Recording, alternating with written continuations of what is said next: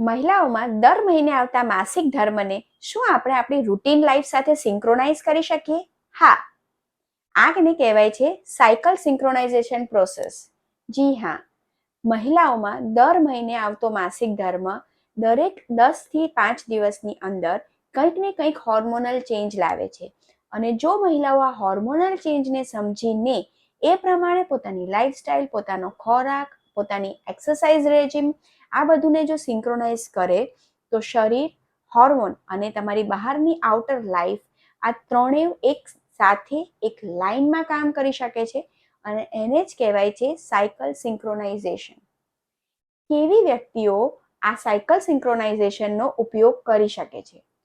જો તમારું માસિક ધર્મ ઇરેગ્યુલર આવે છે, જો તમને માસિક આવતા પહેલા વધારે પ્રમાણમાં પગ દુખવા, શરીર દુખવું, બ્રેસ્ટ હેવીનેસ થઈ જવી અથવા તો મૂડ સ્વિંગ્સ આવવા એવી કોઈ પણ કમ્પ્લેન રહેતી હોય અને તમારે એવા સમયે દવાઓનો ઉપયોગ ના કરવો હોય તો તમે આ સાયકલ સિંક્રોનાઇઝેશનનો ઉપયોગ કરી શકો છો. એની સાથે જો મહિલાઓ પોતે પ્રેગ્નન્સી પ્લાનિંગ કરી રહી છે અથવા તો પ્રેગ્નન્સી અવોઇડ કરી રહી છે તો એવી દરેક મહિલાઓ પણ આ સાયકલ સિંક્રોનાઇઝેશનની પ્રોસેસનો ઉપયોગ કરી શકે છે. જો તમે વજન ઉતારવા જઈ રહ્યા છો અને તમારી પાસે એવી કન્સિસ્ટન્ટ ઓબેસિટી છે તો એવી વ્યક્તિઓ પણ આ હોર્મોનલ ઇમ્બેલેન્સને સમજવા માટે સાયકલ સિંક્રોનાઇઝેશનનો ઉપયોગ કરે.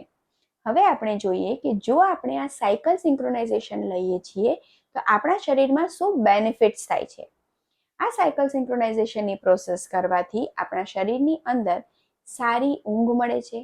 આપણા જે પણ કોઈ બેઝિક હોર્મોન છે એની અંદરનું બેલેન્સ પૂરતા પ્રમાણમાં જળવાઈ રહે છે.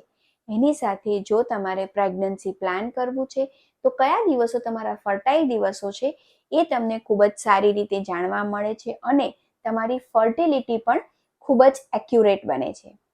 જો તમને પીરિયડ પહેલાં ક્રેમ્પ્સ આવે છે અથવા તો દરમિયાન પણ પેટમાં દુખાવો રહે છે, કમરનો દુખાવો રહે છે તો આવી બધી વસ્તુઓનો પણ પેઇનમાં ખૂબ જ ઘટાડો જોવા મળે છે જો તમે સાયકલ સિંક્રોનાઇઝેશન સાથે તમારી લાઈફસ્ટાઈલ અપનાવો છો. આપણે આપણા મેન્સ્ટ્રુઅલ સાયકલને સમજવા માટે એના 4 ફેઝને સમજવા જરૂરી છે.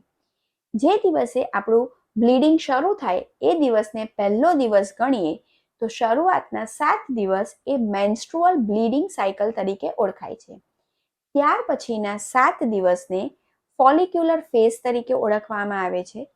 ત્યાર પછી આપણા શરીરની અંદર આવતા 15 થી લઈને 21 દિવસની વચ્ચે ઓવ્યુલેશન પીરિયડ કહેવાય છે કે જેમાં આપણા શરીરમાં અંડાશયમાંથી અંડકોષ બહાર આવે છે. અને છેલ્લા ફેઝને આપણે લુટિયલ ફેઝ તરીકે ઓળખીએ છીએ કે જે ઓલમોસ્ટ ઇનફર્ટાઇલ સ્ટેજ હોય છે અથવા તો પીરિયડ પહેલાના 7 દિવસ હોય છે. આ ચારેય ફેઝમાં કેવા પ્રકારનો ખોરાક લેવો જોઈએ, કયા કયા હોર્મોનલ ચેન્જીસ થાય છે અને એવા સમયે આપણે કેવી એક્સરસાઇઝ કરવી જોઈએ એ જાણવા માટે રાહ જુઓ આવતા અઠવાડિયે પ્રસ્તુત થનારા અમારા નેક્સ્ટ અંકનો.